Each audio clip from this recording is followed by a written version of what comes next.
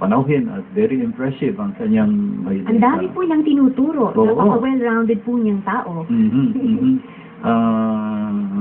Well, siya po ay guro ng San Francisco de Malabon, no?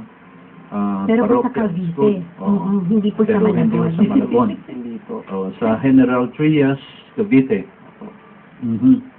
At yung mga ginagawa po niya ay guiding and responsible use of technology at teaching Christian values in schools. Ganon din po ang tuturo ng information and communications technology in all elementary levels. Oo, talaga naman. Geography, at nagtuturo din po ng musika, mga singing o arts, at PA sa grade 6. Dami nga po niyang anak eh. Jack of all trades, itong ating ang At ating... punong-puno po ang schedule niya lagi. 30 minutes na nga lang daw po ang kanyang lunch break eh. Oo, talaga naman. Oo. At siya po ay si Ginoong Ronadel Bahia. Bedia po. Badia. Oh, Yan, magandang gabi sa iyo, Sir Okay. Ron. Magandang gabi po, Father. Magandang gabi po, Ma'am Ilsa. Yes. Nakikinig ba ang mga estudyante mo ngayong gabi? Oo, nakikinig po sila. Batiin mo naman sila. Binabati ko ho yung mga estudyante ko sa San Francisco de Malabon Parochial School, mga kapwa guru ko ho. Ay, yung principal niyo, hello ka rin sa kanya. Hello po, Ma'am D. Yun. Oo. Ito yata ang assignment nila ngayon. Makinig sa at manood sa kanilang teacher ng communications technology. At napakahalaga po yung ating pag-uusapan ngayon, ano? Dahil usong-uso na ngayon ang paggamit ng social media networking. Ng mga Facebook, Twitter, ano po. Ano po ba ang tinuturo niyo sa mga estudyante niyo sa asignaturang information technology? Sa ngayon po, sa mga lower grades 1 to 3, mga parts ng computer, mga ganun lang. Pero nung lesson 1 po, o levels, tungkol sa information. Kasi parang yung mga past years, pag sinabing computer lang siya. Parang nalilimit lang doon. Sa makina. Sa makina. Pero ngayon ho, ang kagandahan, meron ng dinagdag na information. Ano ba yung tamang paggamit ng computer, ang advantages at mga disadvantages ng paggamit ng computer. Hindi lang po ng computer, pati yung mga devices na ginagamit sa communication. Yung cellphone, mga ganyan po. Pwede bang medyo i-crash course mo kami? Ano nga ba ang kagandahan ng paggamit ng computer ngayon, ng teknolohiya? Ngayon po, yun. Ang kagandahan po ng paggamit ng technology, means po ng communication. Halimbawa ho, wala ho dito yung ating mga mahal sa buhay, nakakausap pa rin natin sila gamit yung technology.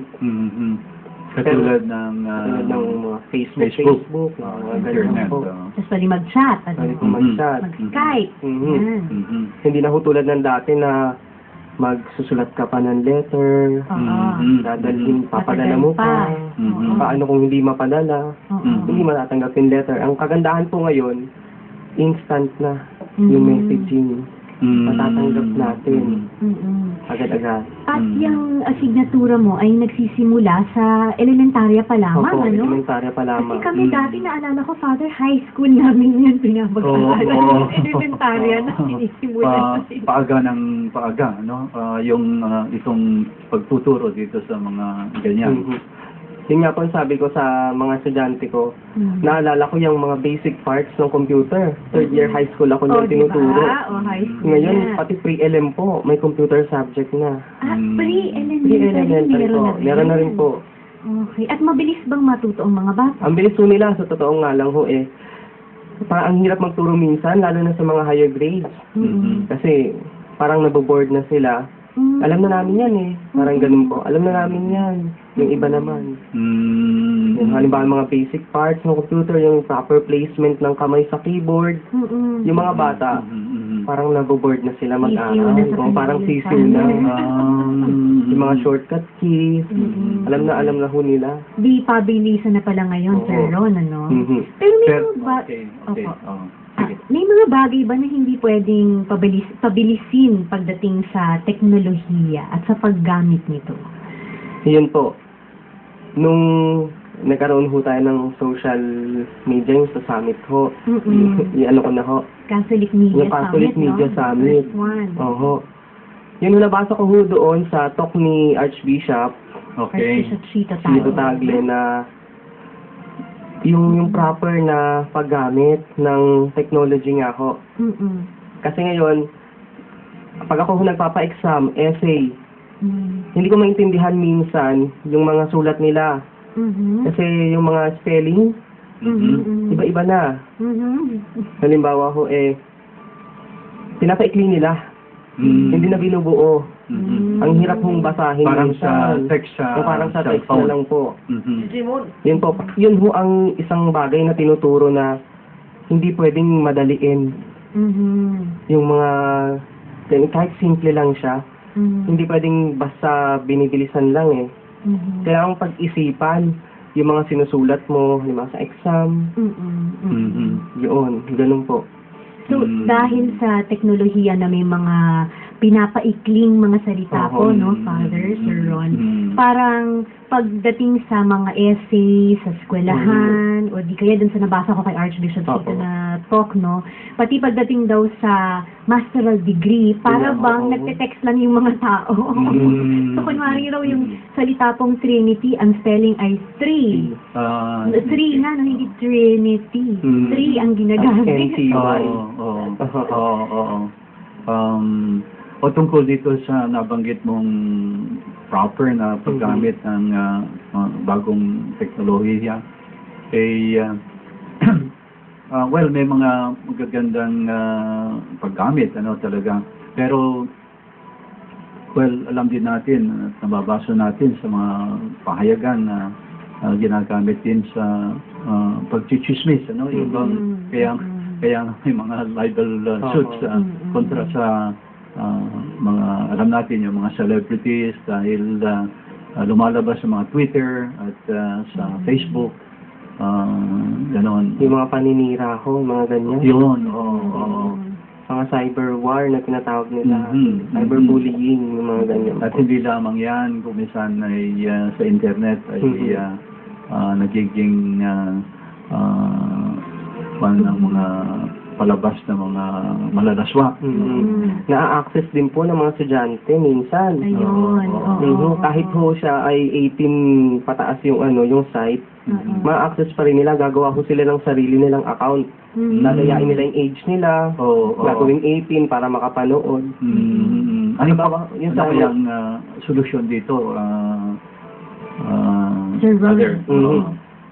Halimbawa sa computer room namin, ang ginagawa po namin doon, binablock namin yung mga sites na yung mga websites na pang-adult para ho hindi nila ma-access. Kahit po yung Facebook, binablock po namin para halimbawa may free time sila, hindi sila mag-Facebook lang. Merong mga programs na ini-install para sa education. Anong payo mo sa mga magulang na kung nasa bahay itong mga kabataan o itong mga estudyante? O baka pumunta sa internet cafe, no? Yun ho. Ang mahirap po kasi pag sa school, ano kami, mga guro, advice ng advice. Hindi namin alam kung ano ba talaga yung nangyayari pagdating sa bahay. Yun. Hindi naman din ho namin masisi syempre yung parents kasi syempre, may trabaho, hindi mabantayan. Nasa bata ho talaga. Ako ang ginagawa ko, kinakausap ko isa-isa yung mga estudyante ko. Ano ba ang ginagawa mo pagdating mo sa bahay? Nagko-computer. Yun. Yun, ang sinasabi ko, paano ka nakapag-computer? Nandun sila mami, si daddy. Nagluluto po si mami. Si daddy ho tulog na, kakauwi lang. Doon ho ako nagko-computer. Parang tinatakasan yung mga parents. Yun po, siguro sa mga parents, ano na lang po, i-block yung mga websites. Kung hindi naman po alam kung paano i-block po, Meron naman pong masa-search natin sa internet din kung paano po ma-block yung mga sites. At saka yung mga video games Mga din, video games na-addict, po. ng ating mga kabataan, ng mga estudyante. At alam nyo kung minsan ay hindi na sila natutulog dahil very exciting yung video game. Pero na-addict sila. Pero importante rin po ba yung kinakausap ng mga magulang yung mga anak nila kung bakit may mga bahagi ng internet world, no, yung digital world na hindi nila dapat tingnan.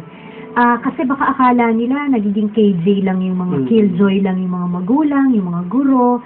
Importante ba yung kinakausap nila? May quality time sila sa kanilang mga anak at pinapasa nila yung mga tamang paniniwala, yung mga Christian values, at dapat iwasan to kasi makakasama yan sa puso at isip mo at sa iyong kaluluwa. Napaka-importante ho kasi alam naman ho natin na sa bahay nagsisimula ang lahat.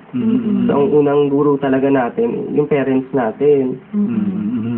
Kaya po dapat, sa kanila talaga nanggagaling yung mga pag-a-advise na ganyan, bawal tong ganito, bawal mong buksan yung mga ganyan kasi malalaswa, hindi pa bagay para sa edad mo. Dapat ho ganun talaga. Pero nga ho sa yun nga, wala nang share ng time, hindi na makapag-share ng time. Kasi galing ng trabaho, uuwi, magpapahinga na lang. Hindi mo nakakausap yung parents. Ang nagiging comfort zone ng mga estudyante, yung eskwelahan. Ang alam ng parents, mabait sila. Pero pagdating sa eskwelahan, bakit pinapatawag yung parents? Yun yung nagiging comfort zone ho, ng mga estudyante. Kung daw yung lalaki daw for day shift, yung babae naman night shift, yung asawa. Yung mga anak naman, they shift for themselves. Okay, bago ho tayo magpatuloy ay ito mo ng mga importanteng patalastas. Huwag ko kayong alis.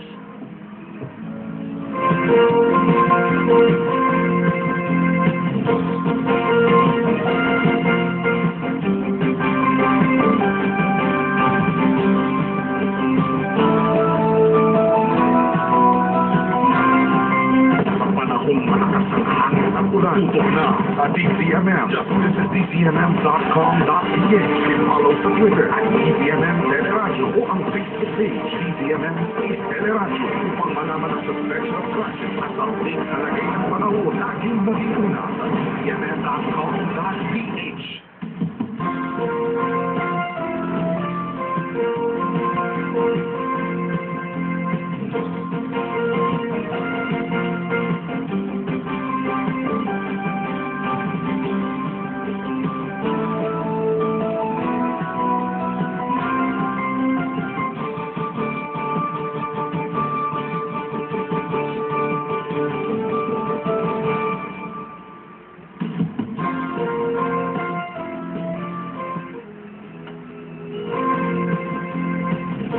Okay, balik tayo sa programang Salitang Buhay at ang panauhin po sa gabing ito ay isang guro ng social social technology at siya din pala ay ex-seminarian, no? Kaya nagagamit po niya yung mga natutunan niya sa seminaryo dito po sa kanyang pagtuturo. So, Ronadel, ikaw ay nagtuturo din ng values education. Christian Living and Values Education. Last year po. Yun po napaka-challenging. Yung, kasi unang taon ng pagtuturo ko tapos Christian Living and Values Education agad. Although meron naman ho akong background kahit papaano kasi ex-seminarian, madali lang ituro kasi alam na mahirap ho. Kasi parang subjective ho hindi objective yung yung Christian Living and Values Education. Paano mo sa mga bata yung mga aral ng Diyos? Isa sa buhay nila, isa sa buhay nila. Yun nga ho, sabi ko sa kanila, pagdating ng usapan ng love, natutuwa sila. Kapag sinabi kong God, tahimik sila. Ang alam nila, mga mahal ko. Yun ang alam nila, pero pag si God, wala na, tatahimik na ho sila. Napaka-challenging ho. Masarap po magturo sa grades 1 to 3 ng Christian Living and Values Education. Bakit masarap sa grade 1? Kasi sila ho yung nakaka-appreciate talaga nung mga teaching ni Jesus. Yun ho. Pagdating sa mga grades 4 to 6, tinutulugan na lang nila yung subject. Parang hindi na sila hirap na sila pagdating sa mga salita ng Diyos. Pero di kaya meron ding challenge sa atin, no, sa mga Catholic schools, for example, na magkaroon ng pakikipag-ugnayan, ang pag-ibig ng Diyos, yung mga tinuturo sa Christian living, sa pang-araw-araw na karanasan ng isang bata. Doon sa kanyang pakikipag-ugnayan din sa mga tao sa buhay niya, sa mga magulang niya, sa mga kapatid niya, sa mga kaklase niya. Paano nagiging totoo ang salita ng Diyos? Ito ay salitang buhay, yung programa natin, no? Paano nagiging totoo ang salita ng Diyos sa buhay ng isang bata? Oho. Halimbawa ho sa amin, sa San Francisco de Malabon Parochial School, nagsisimula po kami ng klase, meron po kaming common prayer. Sabay-sabay ho kami nagpe-pray lahat-lahat. Kada uwian din po may prayer, kada klase may prayer. Tapos kada subject, parang meron din kaming sinasama namin yung values. Kahit na math pa yan, science pa yan, meron pa rin po kahit papaano. Lalo ho sa computer. Meron po siya munang, bago magsimula yung unit, yung quarter, meron pong pinaka-overall na topic kung para saan ito. Pwede ka bang magbigay ng halimbawa?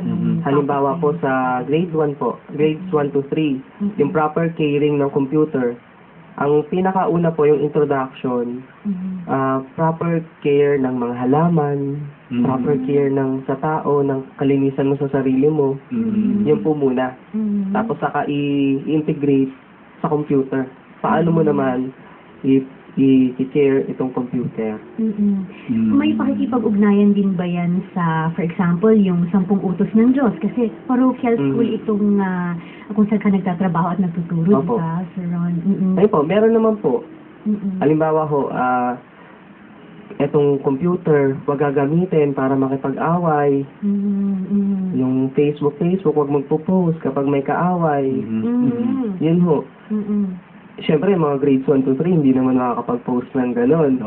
Yung iba ho, nahuhuli ko.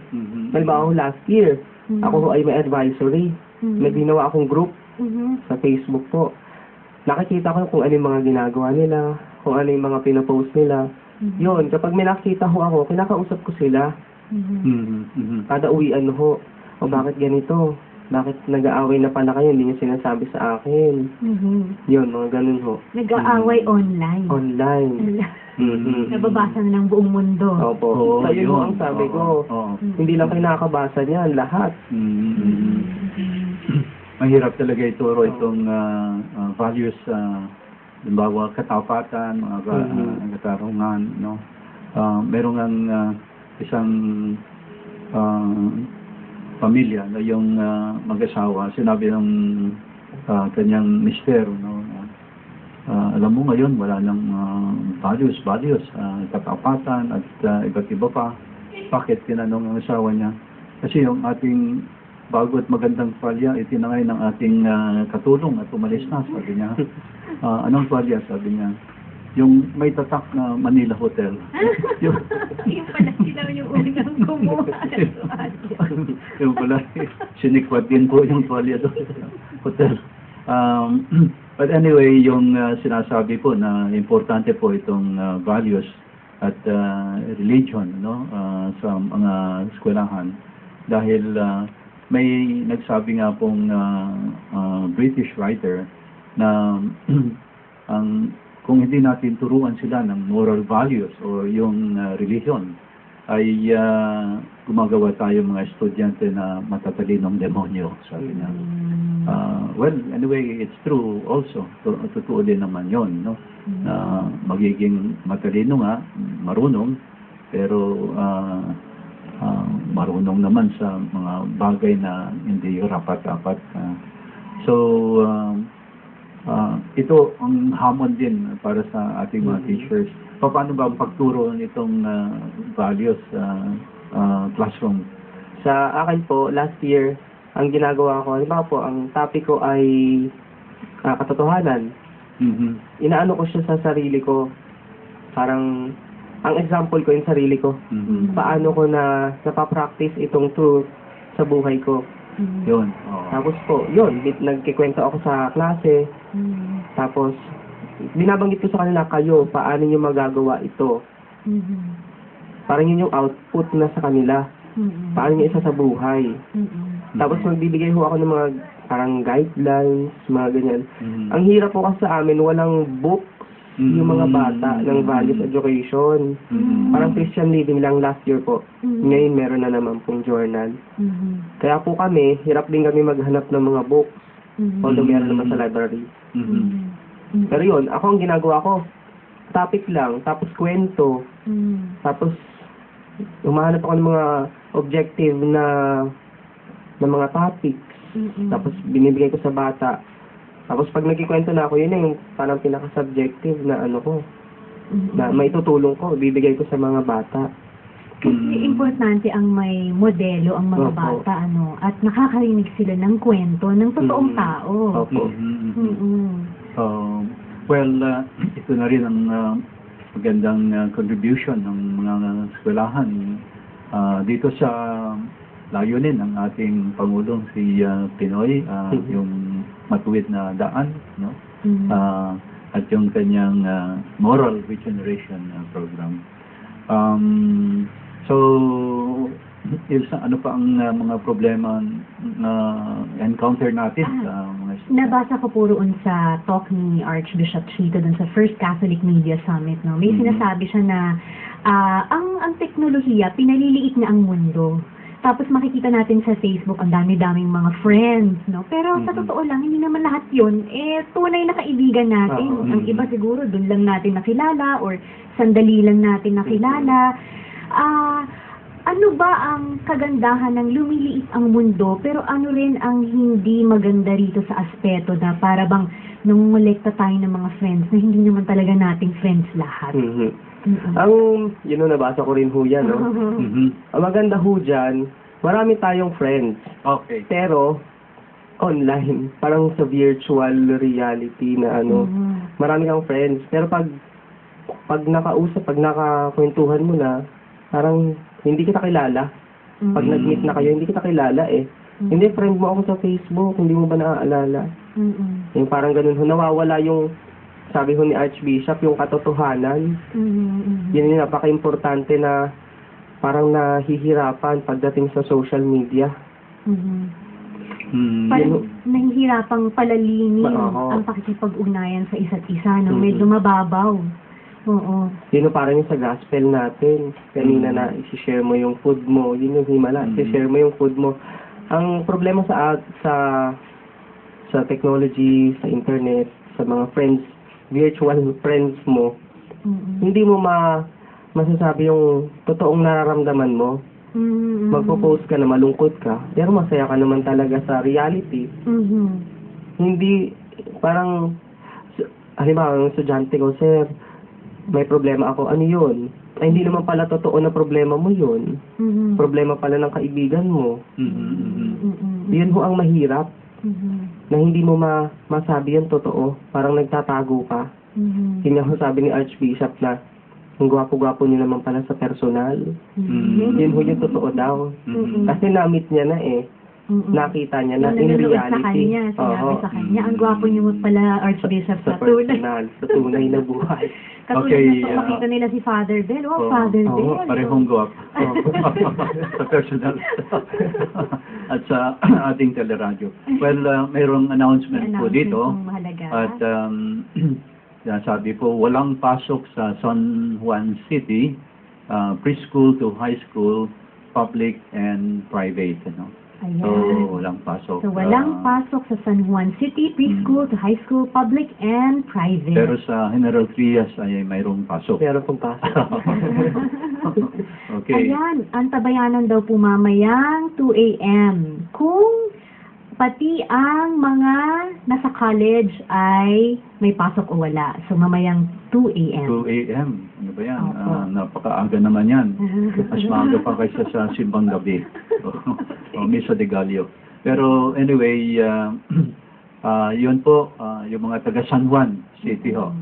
Preschool to high school, public and private. Mga pala, gusto kong batiin muna si Bishop Paul Hausian, ang obispo po ng Bangged, dahil birthday po niya. Happy birthday. May celebration kanina sa St. Jude Parish o National Shrine. At kasama na rin po dito si Father Rocky Aquino, SBD, dahil nagtapos po ng MBA sa San Beda College. At nakatanggap po ng Dean's Gold Award para sa paper po niya o tungkol sa management. So congratulations, Father Rocky. At gano'n din po yung mga Rotarians, yung pag-host po ng dalawang clubs, Rotary clubs ng Diliman North at ang Uptown Cubao. So, lalong-lalo na po yung kanilang chairperson na si Maricor Imperial. Congratulations, Maricor. At birthday din niya kahapon. At yung kanyang kapatid na si Rose Imperial. At Past District Governor Dulce Coyoquiat at ang presidente po ng Diliman North Rotary Club, si Doris Sanchez. At palagi daw nakikinig sa atin itong ating isang Rotarian dito ng Diliman North, si Cory Obanya. So maraming salamat, Cory. At sabi ng asawa niya, bakit palagi kang nakikinig sa programa? Okay, ganon din po, binabati ko si Willie Cruz and family sa St. Jude Parish. At ito daw pong paring ito ay palagi ding nakikinig taga Cagayan Valley. Pero siya po ay isang Indonesian, si Father Jacob Sanbico, SBD. At ganon din po si ang kaibigan po nito ni Ilsa o Tagahanga, no? Si Father Locius. Magandang gabi, Father Locius. So, happy listening din kay Lilia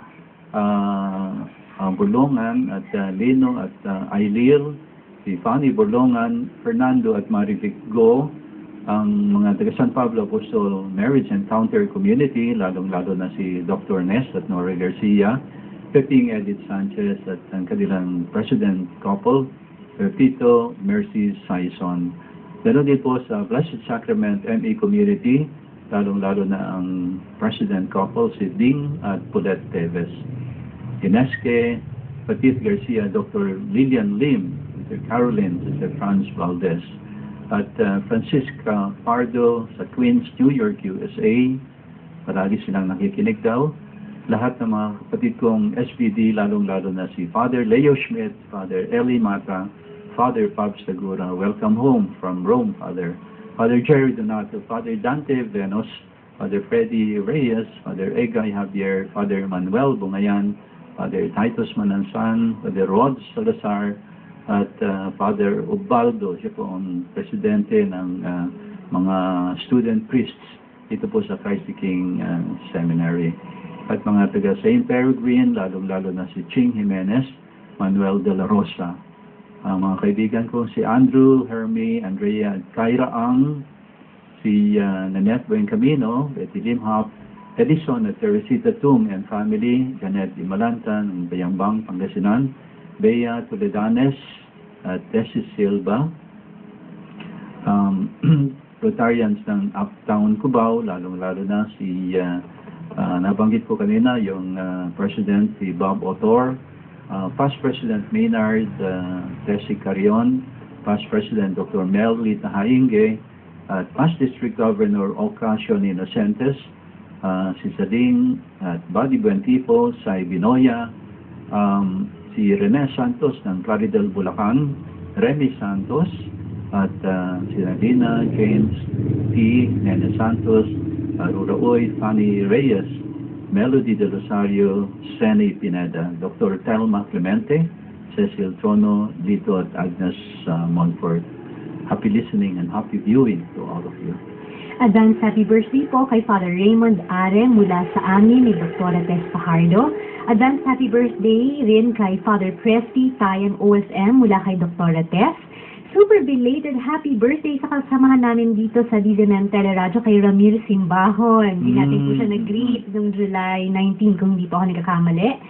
Greetings to Mary Ann Torrijos Habson, our regular listener. At para po sa New English Translation of the Roman Missal, ang bahagi po ng Gloria ang tutuunan natin ng pansin ngayong Agosto. Maaari ninyong basahin ito sa cubaoliturgy.org. cubaoliturgy.org. Magkakaroon po ng pro-life rally. Alam niyo naman po ang stand ng simbahan tungkol sa RH Bill, na of course we are against the RH Bill. Sa August 4, Saturday, dito po sa Manila at sa Cebu rin po.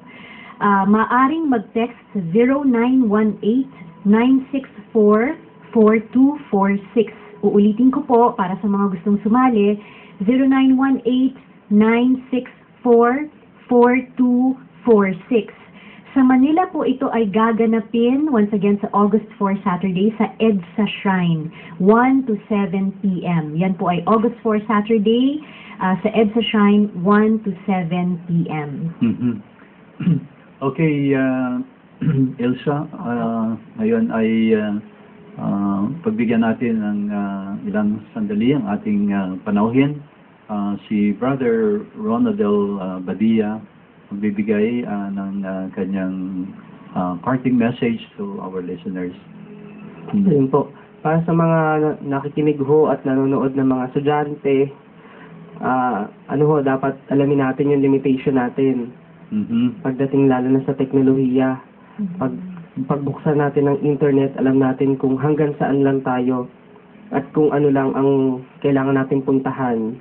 Kung tayo ay binigyan ng oras para mag-research lang, huwag kung saan pupunta.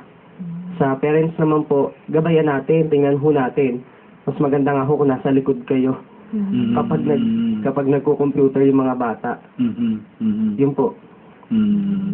Maraming salamat. Alam mo, Ronaldel, ay hangang-hanga ako sa mga teachers na katulad ninyo at napakamahalaga ang inyong papel. Maarak ako mayroong reunion ng mga nagtapos na sa isang prestigious university at alam po ninyo yung teacher na pinakamamahal na ay inayayahan isang may edad ng guro at sinabi po nung teacher, alam niyo nasa matataas na position kayo at malalaki ang mga sweldo ninyo, hindi katulad ng sweldo ko, sabi niya. Pero alalahanin ninyo na walang peso kung walang sentimo, sabi niya. Ay ako, sabi niya, ang sentimo sa buhay ninyo. So, yun po ang kahalagahan ng ating mga guro at sana po ay pagpatuloy ninyo ang inyong mga sakripisyo ilang mga guro. Isa rin po itong misyon at bukasyon, no? Isang tawag mula sa Diyos. Okay, ngayon po ay dumako na tayo sa prayer for healing. Okay nga pala, Ilsa. Ayan po, may mga announcements pa rin tayo. Suspendido rin po ang klase sa kindergarten, elementary at high school, public at private sa Quezon City ayon kay Mayor Herbert Bautista. Wow, so, talaga. ulitin po natin yan, suspendido rin po ang klase sa kindergarten, elementary at high school, public at private sa Quezon City ayon kay Mayor Herbert Bautista. Yun, very clear at maaga na ngayon ang pag-anunsyo ng no classes bukas. Okay, Ilsa, nandito na yung mga pangalan ng mga itinawag na mga may sakit sa telepono at sasabayan tayo ni Ronadel.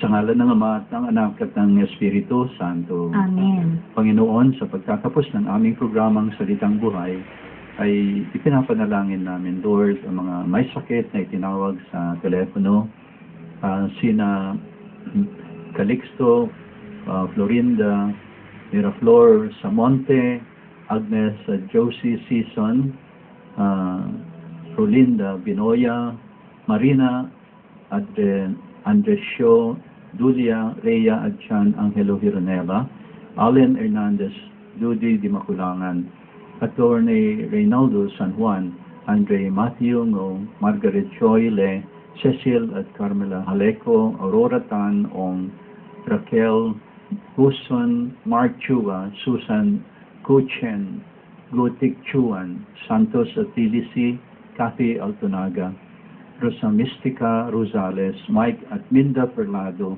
Mario at Isay Ferrer, Lorna Con, Virginia Rios, Libradas, Sinia Sione at Chris Nacario, Dory de la Cruz, Remedios at Miguel Medina, Felisa Herminia at Hazel Rio Permejo, Michael at Balmi Medina, Conrado Oreiro, Luis at Betty Castillo, and Letty Cabatian, June and Shuni Cruz, Elsa Sumolong at Benito Sumolong, Carmela Claudette Lawrence at Catherine Cruz, Yang Esguera Redula, Nena Marceliano, Gloria San Juan, Rosibel de Rosario, Lucila Ledona, Clem, Lolo, Ed, Sami, Lourdes, Lud Ballesteros, Binay Romero, Mercy Coronel, Rod Aguas, Eusebio David, Father Adonis Narcelius, SVD, Patricio Talavera Jr. at Carlito Talavera, Matilde